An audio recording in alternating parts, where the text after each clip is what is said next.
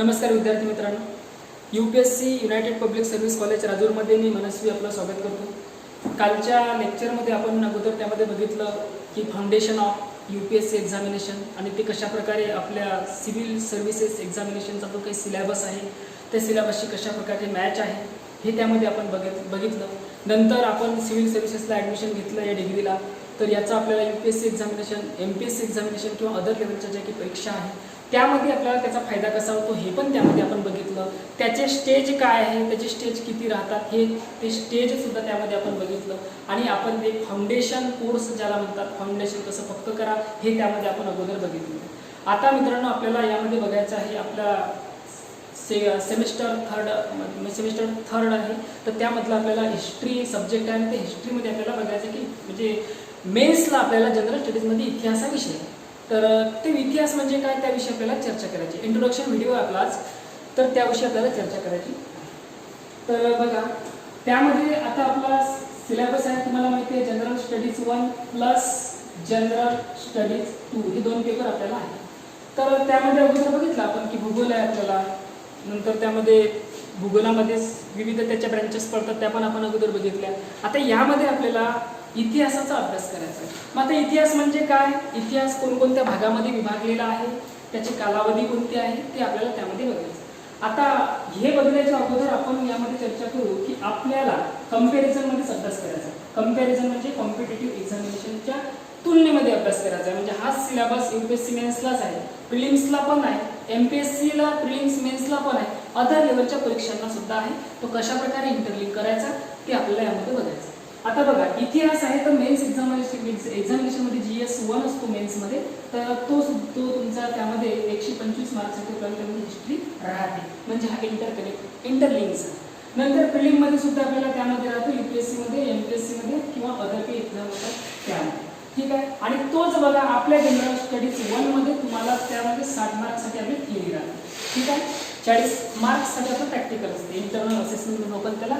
तर त्यामध्ये आपल्याला बघायचं आहे की इतिहास म्हणजे नेमकं काय। आता आपल्याला बघायचं की याचा अभ्यास आपण कसा करायचा। आता यामध्ये अगोदर बघू आपण इतिहास।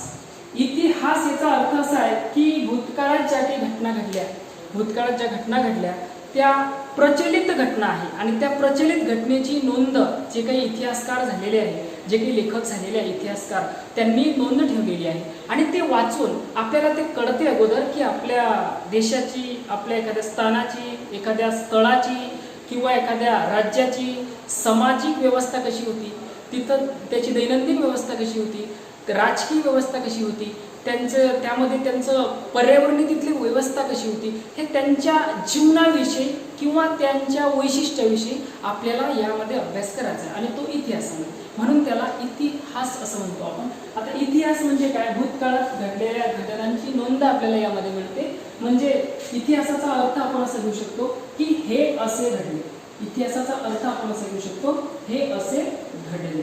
आता बघा आता आपल्याला सिव्हिल सर्व्हिसेस मध्ये म्हणा किंवा ज्या काही कॉम्पिटिटिव्ह एक्झाम्स आहे त्यामध्ये हा सिलेबस का अटॅच केला किंवा कोणताही सिलेबस का टाकला, भूगोल सिलेबस दिला, भूगोलचा का दिला आपल्याला, पर्यावरण त्यामध्ये का दिलं, सायन्स का दिलं, करंट अफेअर्स का दिलं, राज्य व्यवस्था आपल्याला का दिलं, तर याचे काहीतरी मोठं आहे। आता बघा कोणत्याही गोष्टीचं जर आपल्याला त्याचं हे पाहिजे, म्हणजे जर आपल्याला काही एखादं साम्राज्य निर्माण करायचं आहे किंवा एखादी तुम्हाला तुमचं जे काही टार्गेट आहे, एखादी संस्था उभी करायची आहे किंवा एखादा तुम्ही प्रशासक बनत आहे प्रशासनामध्ये, तर तुम्हाला त्या जिल्ह्याचा, त्या राज्याचा इतिहास आपल्याला त्यामध्ये इतिहास माहिती पाहिजे, प्लस तिथला त्याचा भूगोल माहिती पाहिजे, म्हणून आपल्याला तो सिलेबसला दिलेला आहे। म्हणजे हे आपल्याला माहिती पाहिजे की हा सिलेबसमध्ये इतिहास का दिला। सपोज तुम्हाला प्रश्न विचारला की आपण इतिहास का शिकतो, काय शिकतो नाही का शिकतो, मग का शिकतो माहिती पाहिजे आपल्याला की आपल्या देशाचा इतिहास काय आहे, आपल्या देशाचा भूगोल काय आहे, आपल्या देशाची अर्थव्यवस्था कशी आहे, आपल्या देशाची राज्य व्यवस्था कशी आहे। तर या सर्वांगीण दृष्टिकोनातून आपल्याला काय करायचं आहे, फक्त त्यामध्ये जाणून घ्यायचं आणि जाणून घेऊन आपल्याला त्यामध्ये आपले जे काही कंटेंट दिलेले आहे आपल्या सिलेबसमध्ये, नंतर UPSCला जे काही मॅच करतात त्यानुसार आपल्याला ते स्टडी आपल्याला करायचं आहे। आता बघा इतिहास प्लस भूगोल, इतिहास जर आपल्याला माहिती नसला तर आपल्याला भूगोल कळत नाही, जर आपल्याला भूगोल माहिती नसला तर तिथली अर्थव्यवस्था आपल्याला समजत नाही, जर आपल्याला व्यवस्था नाही समजली तर तिथली राज्यव्यवस्था कशी होती किंवा राज्यव्यवस्था कशी आहे किंवा राज्यव्यवस्था कशी राहणार आहे याविषयी आपल्याला कल्पना येत नाही. जर आपल्याला राज्यव्यवस्था नाही समजली तर तिथलं पर्यावरण काय आहे, पर्यावरण कसं राहील, तिथलं नेमकं वातावरण काय आहे, सामाजिक तिथली परिस्थिती कशी आहे, तर हे आपल्याला कळणार नाही. जर आपल्याला पर्यावरण नाही कळालं तर त्यामध्ये आपल्याला त्यामध्ये विविध जे वादविवाद निर्माण होतात. म्हणजे त्यामध्ये आपण असं म्हणू शकतो प्रदूषण झालं किंवा ज्या भौगोलिक घटना म्हणून आपण भूकंप, ज्वालामुखी एटसेट्रा, जर हे आपल्याला कळलं नाही तर आपल्या देशाची राज्यव्यवस्था, आपल्या देशाची अर्थव्यवस्था, आपल्या देशामधलं सामाजिक जीवन जे काही डेली रुटीनमध्ये चालते तर ते हे जे सब्जेक्ट आहे हे त्याचे आधार आहे. It is base. या बेसमुळेच आपण आज या पृथ्वी तलावरती समाजामध्ये आपण जीवन जगत आहे. म्हणून आपल्याला माहिती पाहिजे की इतिहास म्हणजे काय, इतिहास का जाणून घ्यावा ते तुम्हाला महत्त्व त्याचं कळलेलं आहे. भूगोल का, आता एक्झाम्पल तुम्हाला सांगतो. Suppose you will become an DM, district magistrate of any district. जर तुम्ही एखाद्या जिल्ह्याचे डीएम झाले, डिस्ट्रिक्ट मॅजिस्ट्रेट म्हणजे कलेक्टर झाले, जिल्हा अधिकारी झाले, तर त्यामध्ये तुम्हाला कृषी व्यवसाय, कृषी ॲग्रिकल्चर आहे आणि ॲग्रिकल्चरमध्ये तुम्हाला जर रिफॉर्म्स करायचे आहे, बदल करायचा आहे, त्यास जे शेतकरी आहे त्या शेतकऱ्यांना तुम्हाला विविध योजना इम्प्लिमेंट करायच्या आहेत. विविध तुम्हाला त्यामध्ये शेतीशी संबंधित, कृषी संबंधित ज्या काही योजना आहे त्या योजनेसाठी तुम्हाला निर्णय घ्यायचे आहे. तुम्हाला पाटबंधाऱ्यासाठी तुम्हाला काम करायचं आहे. तुमच्या जिल्ह्यामध्ये ज्या काही नद्या आहेत त्या नदीविषयी तुम्हाला त्याचं माहिती पाहिजे. कुठं वाढू उपसा होत आहे, का होत आहे, तिथं काही प्रदूषण होत आहे का. तुमच्या जिल्ह्यामधील हिस्टॉरिकल काही प्लेस आहे, सपोज आता बुलढाणा जिल्हा आहे तर बुलढाणा जिल्ह्यामध्ये जे काही ऐतिहासिक स्थळं आहे तर ते त्याविषयी आपल्याला माहिती पाहिजे. छत्रपती शिवाजी महाराजांचं मामाचं गाव म्हणू शकतो आपण, सिंदखेड राजा एटसेट्रा. ते आता भौगोलिक म्हटलं तर लोणार सरोवर आपल्या जे याच्या लोणार तालुका आहे बुलढाणा जिल्ह्यामध्ये, हे जगामधील सर्वात खाऱ्या पाण्याच्या उल्कापातामुळे निर्माण झालेलं जे सरोवर आहे लोणार, तर हे आपल्याला माहिती पाहिजे. कारण त्याचा यूज आपल्याला करायचा आहे. त्याची याच्या म्हणजे ते अप्लाइड म्हणजे त्याचं काय करायचं आपल्याला युजेस करायचं आहे. म्हणून अधिकाऱ्यांना आपल्या सिलेबसमध्ये आणि अधिकारी जर आपण बनतो तर त्यामध्ये म्हणून आपल्याला सिलेबस दिलेला आहे आणि त्यासाठीच आपल्याला इतिहास वाचायचा आहे, त्यासाठीच आपल्याला जाणून घ्यायचं आहे, त्यासाठीच आपल्याला इतिहासामध्ये कोणी योगदान दिलं, भारत स्वतंत्रसाठी कोणी योगदान दिलं, त्यांचे जे काही त्यांचे वैशिष्ट्य आहे, त्यांचे गुण आहे, त्यांनी त्यांची काही व्हॅल्यूज आहेत, त्यांची मूल्य आहे, ते कसे आपण आपल्या जीवनामध्ये ॲक्सेप्ट करायचे आणि कशा प्रकारे आपण जीवन जगायचं, तर ते सुद्धा आपले एक मार्गदर्शक राहतात. म्हणजे आपल्या देशाची इतिहास जाणला तर भूगोल कळते, भूगोल कळला तर आपल्याला समोरची जे काही आपले सर्व कॉन्सेप्ट आहे किंवा सर्व व्यवस्था आहे ती व्यवस्था आपल्याला कळते. म्हणून आपल्याला इतिहास शिकणं हे खूप महत्त्वाचं आहे. हे आपलं इंट्रोडक्शन लेक्चर आहे. तर हे सुद्धा आपल्याला माहिती पाहिजे की आपण शिकत आहे, पण काय शिकत आहे, का शिकत आहे, हे सुद्धा आपल्याला माहिती पाहिजे. ठीक आहे. तर अशा प्रकारे तो सिलेबस म्हणून UPSC झाला किंवा कोणत्याही कॉम्पिटेटिव्ह एक्झामला कोणत्याही राज्याची PSC असो, पब्लिक सर्व्हिस कमिशन, त्यांनी हे सिलेबस काय केलेले आहे तर त्यामध्ये समाविष्ट केलेले आहे की जेणेकरून आपण प्रशासनामध्ये गेल्यानंतर आपल्याला निर्णय घेताना ते सोपं गेलं पाहिजे किंवा आपल्याला तो कळला पाहिजे. कारण एक प्रशासक म्हणून आपल्याला आता एक DM म्हटलं, एक्झाम्पल तुम्हाला जनरल नॉलेजसाठी माहिती पाहिजे की आज आपण सिव्हिल सर्व्हिसेसची तयारी करत आहे तर DM साठी किती पोस्ट आहे, DM म्हणजे काय, सर्व माहिती पाहिजे तुम्हाला. ठीक आहे. DM म्हणजे डिस्ट्रिक्ट मॅजिस्ट्रेट, किती 65 पेक्षा जास्त डिपार्टमेंट त्यांच्यामध्ये अंडरमध्ये असतात. म्हणजे कृषी खातं झालं, सिंचाई खातं झालं, त्यामध्ये नंबर ऑफ कॉलेज झाले टोटल जिल्ह्यातले, सर्व ऑल पोलीस स्टेशन झाले, नंतर त्यामध्ये पाटबंधारे विभाग झाले, नंतर विविध योजना त्यांना इम्प्लिमेंट करायला लागतात. तर अशा प्रकारे त्यामध्ये टोटल 65 पेक्षा जास्त डिपार्टमेंटचा मेन चीफ ऑफिसर हा DM असतो. म्हणून त्यांना ती गोष्टी त्या इतिहास भूगोल ते माहिती पाहिजे आणि तेच आपल्याला सिलेबसला दिलेले आहे, सांगण्याचा अर्थ म्हणजे. ठीक आहे. तर अशा प्रकारे आपण कोणताही विषय घ्या तुम्ही, त्याचं अप्लिकेशन काय आहे आणि आपल्याला सिलेबस लागतो काय. नाहीतर मग सिद्धांत मांडला पण तो सिद्धांत जर आता काम करत नसेल तर ते आपल्या उपयोगाचं नसते. आपल्याला काय करायचं, प्रॅक्टिकली नॉलेज, वास्तविक knowledge, real education, quality education आणि अकॉर्डिंग टू अवर सिलेबस. आणि प्रशासनात गेल्यानंतर त्याचा आपल्याला फायदा झाला पाहिजे की जेणेकरून आपलं प्रशासन व्यवस्थितच चालायला पाहिजे. त्यासाठीच आपली रचना आयोगानं म्हणा किंवा आपल्या युनिव्हर्सिटीनं म्हणा असं सिलेबसची रचना केलेली आहे. हे झालं इंट्रोडक्शन. आता बघा आपल्याला त्यामध्ये बघायचं आहे की इतिहास बघितला आपण, इतिहास कशाला म्हणतात तर त्या इतिहासाविषयी आपल्याला त्यामध्ये काही पाठ पडतात. तर त्यामध्ये पहिला आहे प्राचीन इतिहास, नंतर आहे मध्ययुगीन इतिहास आणि तिसरा टप्पा आपण करू त्याला आधुनिक इतिहास. तिसरा काय म्हणतो आपण आधुनिक इतिहास. म्हणजे हे काय आपले टाइम पिरियड आहे, हे कालावधी आहे आपले. प्राचीन झालं, मध्ययुगीन झालं, नंतर त्यामध्ये आधुनिक झालं, कालावधी आहे. आणि या कालावधीनुसार कशा प्रकारे आपण त्याचा स्टडी करायचा सिलेबसमध्ये आपल्याला दिलेला आहे. आता त्यामध्ये आपण बघू की प्राचीन इतिहास आहे, तर प्राचीन इतिहासामध्ये जे काही आता एक्झाम्पल म्हणू आपण सिंधू संस्कृती. आता सिंधू संस्कृती झालं, ठीक आहे, एक्झाम्पल समजण्यासाठी आहे. ते प्राचीन मध्ये झालं, म्हणजे प्राचीन व्यवस्था कशी होती, तिथं घरांची रचना कशी होती, तर हे त्यामध्ये आपल्याला त्याचा स्टडी करायचा आहे. ते आपल्याला माहिती पाहिजे अकॉर्डिंग टू सिलेबस. आणि एक भारताचा नागरिक म्हणून सुद्धा आपल्याला ते माहिती पाहिजे की आपली अगोदर प्राचीन काळात कशी व्यवस्था होती, मध्ययुगीन कशी होती, आधुनिक कशी होती, यामध्ये काय काय बदल होत गेलेले आहे. तसाच प्रश्न तुम्हाला एक सांगतो मी, UPSC मेन्स एक्झामिनेशन मध्ये 2014 मेन्सला प्रश्न आलेला होता. त्यांनी तुम्हाला हिंदीमध्ये सांगतो, कारण तो प्रश्न हिंदीमध्येच विचारला जातो आणि आपल्या कॉलेजचे जे प्रश्न विचारतात ते सुद्धा तशाच प्रकारे असतात. तुम्हाला ते सांगतो. प्रश्न होता मेन्स एक्झामिनेशन मध्ये, जनरल स्टडीज 1 मध्ये होता मेन्स एक्झाम मध्ये. तर त्यामध्ये त्यांनी प्रश्न विचारला की सिंधु सभ्यता प्राचीन काल में थी, तो घरों की रचना, उनकी घरों की रचना अभी आधुनिक काल में आप किस तरह से मैच करेंगे और किस तरह से इस आधुनिक पद्धति में जो घरों की रचना है, ये घरों की रचना में उसका आउटपुट है. माना सिंधु संस्कृति में जो भी घरों की रचना थी, अभी भी घरों की रचना वैसी है, इसके बारे में चर्चा कीजिए. म्हणजे त्याचा अर्थ असा होता की त्यांनी विचारलं की सिंधू संस्कृती जेव्हा होती प्राचीन काळामध्ये, तर तेव्हा घरांची रचना अशी होती, घरांचे दरवाजे सूर्याकडे म्हणजे सूर्योदयाच्या पूर्वेला होते, नंतर असे त्यामध्ये असे कॉलन्या राहत, नंतर खिडक्या म्हणजे जे खिडकी राहत घराच्या मागच्या दिशेनं राहत होती, नंतर त्या दिशेनं परत त्यांची दुसरी लाईन अशी सांडपाण्याची व्यवस्था सुद्धा व्यवस्थित केलेली होती. त्यांचा जाण्याचा मुख्य रस्ता सुद्धा होता आणि त्यांच्या घराचे दरवाजे मुख्य रस्त्याला होते. म्हणजे हीच व्यवस्था आता जस्ट आहे. आता तुम्ही बघितलं असेल जे वास्तुशिल्प म्हणजे जे आता वास्तू म्हणजे काय, घर कोणते भवन निर्माण करणे, तर आता सुद्धा घरांची रचना कशी आहे की ते सूर्याकडे आपलं घराचा दरवाजा असतो, मागून आपल्या खिडक्या असतात, ज्या काही घरातले आपले बेडरूम असतात किंवा किचन असते त्याची सेटिंग व्यवस्थित केलेली असते. तर त्याचे जे परिणाम आहे ते प्राचीन काळापासून आता दिसत आहे. म्हणून आपल्याला प्राचीन इतिहास शिकावा लागतो. आणि UPSC परीक्षा म्हटल्यानंतर की विचाराची परीक्षा आहे, तिथं कोणती गोकलपट्टी चालत नाही, तिथे कॉन्सेप्च्युअल स्टडी आपल्याला करावा लागतो. म्हणून त्यांनी आणि आपण जो सिलेबस आहे आपला BA सिव्हिल सर्व्हिसेसचा, हा सुद्धा गोकलपट्टीवरती अवलंबन नाही की आपण पाठांतर केलं त्याचं उत्तर लिहिलं असं नसते.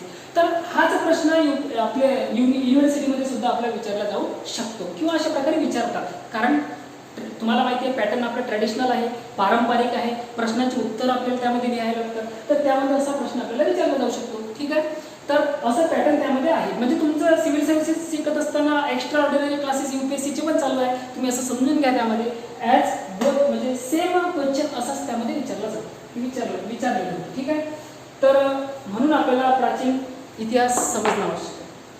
तर बघा नंतर आहे मध्ययुगीन. आता मध्ययुगीनमध्ये कोण आले, मध्ययुगीनचा कालावधी मी तुम्हाला सांगत नाही, तो कालावधी माहिती आहे तुम्हाला, आकडेवारीची पाचशे काही लक्षात घ्यायची नाही.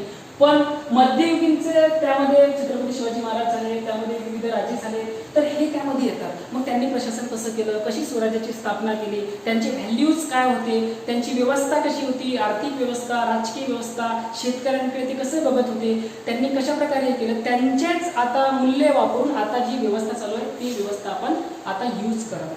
तुम्हाला एक्झाम्पल सांगतो की प्राचीन काळामध्ये इसवी सन 200 ते 300 हे पाठ म्हणजे लक्षात नका घेऊ, सहज लक्षात ठेवा. आकडेवारीला यामध्ये महत्त्व नाही, फक्त तुमची कॉन्सेप्ट क्लिअर पाहिजे. कॉन्सेप्ट तुमचा क्लिअर असला की आपण कोणती पण परीक्षेमध्ये व्यवस्थितरित्या आपण उत्तर लिहू शकतो आणि व्यवस्थितरित्या आपण डिस्कस करू शकतो. तर बघा इसवी सन पूर्व 200 ते 300 मध्ये प्राचीन काळामध्ये तिथं कौटिल्य तुम्ही नाव ऐकले असेल, त्यांचं नाव कौटिल्याला आपण चाणक्य सुद्धा म्हणतो, चाणक्य. तर चाणक्य म्हणून एक म्हणजे आता जे आपण त्याला प्राध्यापक म्हणतो ते आचार्य होते, आचार्य चाणक्य. तर हे मगधमध्ये होऊन गेले, मगध. ठीक आहे, प्राचीन काळामध्ये ते होऊन गेले आणि त्यांनी त्यामध्ये ग्रंथ लिहिले, अर्थशास्त्र ग्रंथ लिहिला. त्यामध्ये त्यांनी राज्य व्यवस्थेविषयी म्हणजे विषयी काही पुस्तकं लिहिले. नंतर त्यांनी अर्थव्यवस्थेविषयी काही पुस्तकं लिहिले, पर्यावरणाविषयी काही पुस्तकं लिहिले, काही कायदा कानून याच्याविषयी पुस्तकं लिहिले. नंतर आपण ते आता IB हे जे त्यामध्ये यूज केल्या जातात हे अगोदर त्यांनी लिहिले आणि त्याच्याच आधारावरती हे सर्व व्यवस्था आपली आता निर्माण झालेली आहे. म्हणजे उदाहरणार्थ तुम्हाला सांगतो की चाणक्यांनी प्राचीन काळामध्ये अर्थशास्त्र हा ग्रंथ लिहिला. अर्थशास्त्र, तुम्हाला अर्थशास्त्राच्या इंट्रोडक्शन मध्ये मी त्या लेक्चरमध्ये सांगितलं की अर्थशास्त्र म्हणजे काय आणि त्याची उत्पत्ती कशी झाली प्राचीन टू मध्ययुगीन आणि 2020 पर्यंत. ठीक आहे. तर यामध्ये बघा आता अर्थशास्त्र त्यांनी ग्रंथ लिहिला, पण त्या ग्रंथाचा आणि त्या ग्रंथामध्ये फक्त अर्थच नव्हतं, तर त्यामध्ये नंबर ऑफ त्यांचे सब्जेक्ट होते. आता बघा आताची फॉरेन मिनिस्ट्री म्हणजे त्याला आपण इंग्लिश आपल्या मराठीमध्ये म्हणू की विदेश मंत्रालय. आता विदेश मंत्रालय, पर्यावरण मंत्रालय, गृह मंत्रालय, नंतर त्यामध्ये आपण ऊर्जा नवीकरणीय मंत्रालय, त्यामध्ये कॅबिनेट आपण म्हणतो, जे काही आपली व्यवस्था आहे राज्य व्यवस्थेमध्ये ज्या काही मोठमोठ्या संस्था आहे, तर या संस्थेचे जे मूळ आहे, ज्या संस्थेचे मूळ जसे झाडाचे मूळ जमिनीमध्ये असतात तसे या संस्थेचे मूळ आहे हे प्राचीन काळामध्ये या सब्जेक्ट या अर्थशास्त्रामध्ये किंवा हे जे काही यांनी सब्जेक्ट लिहिले होते, विषय ते काही ग्रंथ लिहिले होते त्या ग्रंथामध्ये ते सापडतात. म्हणून आता फॉरेन मिनिस्ट्री चालू आहे. जर चाणक्यांनी ग्रंथ लिहिले नसते तर त्यामध्ये थोडासा फरक झाला असता किंवा आपल्याला प्रॉपर इन्फॉर्मेशन मिळाली नसती. म्हणून त्याचा अर्थ असा की आपण मध्ययुगीन, प्राचीन, मध्ययुगीन आणि आधुनिक इतिहास काय हे समजून घेणं आपल्याला आवश्यक आहे. नाहीतर मग सरळ आपण चालू केलं इतिहास काय असं असं, याला प्राचीन म्हणतात, याच्यात असं झालं, त्याच्यात ह्या लढाया झाला, युद्ध झालं, हे नाही. त्याचा मोटो काय आहे, त्याचा अप्लिकेशन आपल्याला हे करायचं आहे. कारण as a aspirant and as a प्रशासक म्हणून. तर समोर बघा त्यामध्ये आता आपल्याला चर्चा करायची आहे की आधुनिक भारत कशाला म्हणतात. आधुनिक भारत, त्याविषयी आधुनिक भारत बघण्याच्या अगोदर आपल्याला त्यामध्ये कंपॅरिझनमध्ये बघायचं आहे की मध्य म्हणजे त्याला म्हणू आपण मध्ययुगीन, मध्ययुग म्हणू आपण त्याला मध्ययुगीन भारत, मध्ययुगीन नंतर याची तुलना करू आपण आधुनिकतेशी. ठीक आहे. आधुनिक तर याची कंपॅरिझन कशी करायची तर त्यामध्ये आपल्याला बघायचं आहे मध्यकालीन जे काही समाज रचना होती मध्ययुगामध्ये जे लोक होते ते ईश्वराला काय म्हणा, ईश्वराला ती केंद्रबिंदू म्हणा की सर्व काही आमचा ईश्वर आहे, पृथ्वीची रचना ईश्वराने केलेली आहे, आमची श्रद्धा ईश्वराविषयी आहे. दुसरा शब्द त्यांनी केलेला तिथं की श्रद्धा म्हणजे विश्वास, देवाविषयी असणारी आपली भक्ती, ईश्वराविषयी असणारी भक्ती. तर हे जे व्हॅल्यूज आहे मध्ययुगीन समाज व्यवस्था, ईश्वरावरती त्यांचा काय होता, विश्वास होता, नंतर त्यांची श्रद्धा होती, नंतर भक्ती होती. आता बघा आता म्हणजे ईश्वर मध्ययुगामध्ये केंद्रस्थानी होता, मध्ययुगामध्ये ईश्वर केंद्रस्थानी होता. बरोबर आहे, हे समजून घ्या बरोबर कॉन्सन्ट्रेशन की ईश्वरा मध्ययुगामध्ये केंद्रस्थानी होता. पण आता आपण आधुनिकता काय आहे त्याच्याकडे अगोदर आपण समजून घेऊ की आधुनिक म्हणजेच काय. आधुनिकला इंग्लिशमध्ये काय म्हणतात, आधुनिकला इंग्लिशमध्ये मॉडर्न म्हणतात. काय म्हणतात, मॉडर्न म्हणजेच काय, मॉडर्न म्हणजेच आधुनिक. आणि आता बघा मोडो हा जो शब्द आहे तर मोडो हा शब्द, या मोडो शब्दापासून या मॉडर्न या शब्दाची निर्मिती झालेली आहे. मोडोचा अर्थ काय तर मोडो हा लॅटिन भाषेतील शब्द आहे, लॅटिन भाषा आहे. ठीक आहे, लॅटिन भाषेतील शब्द आहे मोडो आणि मोडो या शब्दापासून आपल्या मॉडर्न या शब्दाची काय झालेली आहे, निर्मिती झालेली आहे. आणि त्याचाच अर्थ काय होते, मोडो म्हणजेच काय तर मोडो त्यालाच आपण असं म्हणतो की त्याचा अर्थ आहे आधुनिक. त्याचा अर्थ काय, आधुनिक. आणि आधुनिक मध्येच आपल्याला काय शिकायचं आहे तर त्यामध्ये आपल्याला शिकायचं आहे आधुनिक भारताचा इतिहास. आधुनिक भारताचा इतिहास हे आपल्याला त्यामध्ये शिकायचं आहे. आता बघा आता हे तुम्हाला समजलंच आहे. तर यामध्ये कंपॅरिझन मध्ये मी सांगितलं तुम्हाला की मध्ययुगामध्ये ईश्वर हा केंद्रस्थानी होता. आधुनिक व्यवस्थेमध्ये थोडे त्यांचे व्हॅल्यूज, त्यांच्या जे काही त्यांचे तत्व आहे ते बदलले. ईश्वराच्या ऐवजी आधुनिक काळामध्ये मध्ययुगी कोण होतं तर आधुनिक मध्ये मानव आहे. मानव हा केंद्रस्थानी मानला जातो. तुम्हाला पण माहिती असेल की मानवाला पण व्हॅल्यू केला जातो. नंतर जे काही श्रद्धा आहे, श्रद्धा म्हणजे भक्ती, आपले देवाविषयी ईश्वराविषयी आपले प्रेम किंवा आपली आस्था, तर त्याविषयी आता तर्क. इथं आधुनिक मध्ये काय आलं, तर्क आलं. तर्क म्हणजे लॉजिक, ठीक आहे, असं होऊ शकते, हे असं ऐसा होणे वाला आहे, असं जर आपण असं विचार करतो तर हे तर्क त्याविषयी आहे. अनुमान म्हणतो आपण त्याला. ठीक आहे, त्याला तर्क म्हणतो. अजून त्याला आपण अंदाज म्हणतो. म्हणजे हे का अभ्यास करत आहे आपण, कारण आपल्याला समजलं पाहिजे की मध्ययुगीन व्यवस्था कशी होती. प्राचीन तुम्हाला समजलं, याच्यात कोणते व्हॅल्यूज होते, आधुनिक मध्ये कोणते व्हॅल्यूज आहे आणि आपण कसं जगत आहे. म्हणजे आपण जीवन जगत असताना, आपलं व्यक्तिमत्व घडत असताना फक्त आपला अभ्यास करून आपलं त्यामध्ये पर्सनॅलिटी डेव्हलपमेंट सुद्धा होत राहते. ठीक आहे, तर बघा, मध्ययुगात ईश्वर हा केंद्रस्थानी होता, पण आधुनिक इतिहासामध्ये मानव हा केंद्रस्थानी, म्हणजे आधुनिक काळामध्ये जस्ट आता. तर मध्ययुगामध्ये श्रद्धा याला ही केंद्रस्थानी होती, श्रद्धेवरती लोकांचा विश्वास होता, म्हणजे श्रद्धा होती. आता तर्क आणि अनुमान म्हणजेच अंदाज यावरती त्यांचा काय आहे, श्रद्धा आहे. भक्ती, आता भक्तीविषयी तेच काय इथं काय केलं जाते की याच्याविषयी विविध त्यांचे गृहीतके म्हटले जातात. गृहीतके समजतात तुम्हाला? गृहीतके म्हणजेच काय? गृहीतके म्हणजे याचा अर्थ असा आहे की कोणते आपल्याला एखादा प्रयोग करायचा, एक्सपेरिमेंट करायचा आहे, तर त्या अगोदर आपले विचार मांडणे, त्याला म्हणतात गृहीतके. ठीक आहे. तर अशा प्रकारे आपल्याला यामध्ये डिफरन्स समजला की प्राचीन इतिहास काय आहे, त्यामध्ये मध्ययुगीन इतिहास काय आहे, नंतर आधुनिक इतिहास काय आहे, त्यामध्ये डिटेलमध्ये आपल्याला ते कळलं. आता आधुनिक पर्यंत आपण त्यामध्ये आलो. आणि बघा, हे जे तुम्हाला जे टीचिंग करत आहे, हे टीचिंग आपलं सिव्हिल सर्व्हिसेसचं सिलेबस आहे. तर त्यामध्ये बिपिन चंद्रा सरांचं तुम्ही नाव ऐकलं असेल. हा रेफरन्स, हे जे टीचिंग करत आहे आणि कोणकोणत्या पुस्तकातून करत आहे, कोणकोणत्या नोट्स आपण त्या यूज करतो की जे यूपीएससीला अटॅच म्हणजे यूज करतात, त्यामध्ये बिपिन चंद्रा सर, ठीक आहे. यांची एक NCERT आहे, त्यामधला हा रेफरन्स आहे. ठीक आहे. हे पण माहिती पाहिजे आपल्याला कशामधल्या, म्हणजे आधुनिक भारताचा इतिहास त्याचा. नंतर एस चंद हे लेखक आहेत, टाटा मेटा हे असं त्यांचं बुक्स आहे, त्यामधून सुद्धा हे कंटेंट आपण अतिशय क्वालिटीपूर्ण कंटेंट त्यामधलं घेतलेलं आहे की असं त्यामध्ये की आपल्याला नेमकं यूज काय आहे, आपण का शिकलो पाहिजे, कशासाठी शिकलो पाहिजे, आपला सिलेबस सुद्धा आपला क्वालिफाय झाला पाहिजे आणि एक्झाम विषयी पण डिटेल इन्फॉर्मेशन आपल्याला मिळाली पाहिजे. नंतर त्यामध्ये स्वातंत्र्यानंतरचा भारत आहे, स्वातंत्र्यानंतरचा भारत आफ्टर द इंडिपेंडन्स, स्वातंत्र्यानंतरचा भारत. ठीक आहे. यामध्ये सुद्धा मी त्यामध्ये कंटेंट हे यामध्ये आपण टीचिंग करत आहे किंवा तुम्हाला मी टीचिंग करत आहे. नंतर काही महत्त्वाच्या पर्सनॅलिटीज आहे. पर्सनॅलिटीज म्हणजे काय, काही व्यक्तिमत्व होऊन गेले, म्हणजे त्यामध्ये काय म्हणू शकतो आपण त्याला, ते क्रांतिकारक. ठीक आहे. नंतर काही इतिहासकार आहे, नंतर काही समाजसेवक आहे, काही वीर सेनानी आहे, म्हणजे त्याला एक क्रांतिकारकच म्हणतो आपण. ठीक आहे. तर यांच्या ज्या पर्सनॅलिटी आणि त्यांचं काय योगदान आहे आपल्या आधुनिक भारतामध्ये. ठीक आहे. आपण काय शिकत आहे, आधुनिक भारताचा इतिहास. It is introduction lecture. तर यामध्ये असं आहे की यांचं काय योगदान आहे भारताच्या स्वातंत्र्यामध्ये, भारतामध्ये जे काही मूल्य आहे, स्वातंत्र्य, समता, बंधुता, धर्मनिरपेक्षता.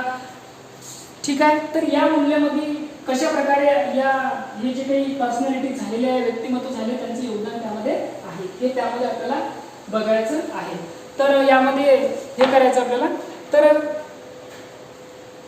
अशा प्रकारे त्यामध्ये आपल्या समोर चर्चा करायची की 18वी शताब्दी जी आहे, 18वं शतक जे म्हणतो आपण त्याला, म्हणजे आपल्याला इतिहास बघायचा आहे की 1750 पासून तर 1947 पर्यंत, आणि 1947 पासून तर 1964 पर्यंत, 1964 पासून तर आतापर्यंत, म्हणजे आपण त्याला म्हणू की 2020 पर्यंत.